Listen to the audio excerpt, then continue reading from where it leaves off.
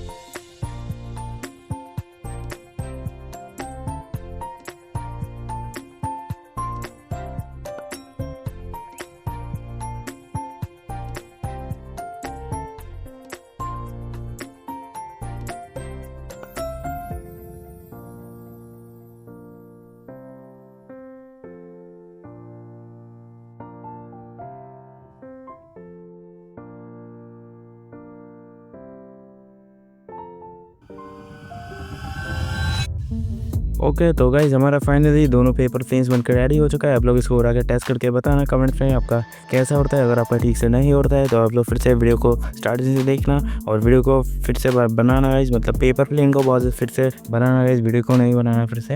और चैनल को सब्सक्राइब और वीडियो को लाइक कर देना गाइज, ठीक है। लाइक एंड सब्सक्राइब करना एकदम फ्री होता है गाइज, जैसा आपको वीडियो को स्टार्टिंग में बताया था गाइज, ठीक है। तो कर देना इस वीडियो का लाइक एंड 10 लाइक्स का हमने रखा हुआ था। अगर आपको याद नहीं है तो गाइज बता देता हूँ मैं। और अगर आप लोग एक और पेपर प्लेन बनाना चाहते हो तो इस वीडियो को जरूर देखना एंड बाय बाय। खत्म। Bye bye, tata, goodbye, गया।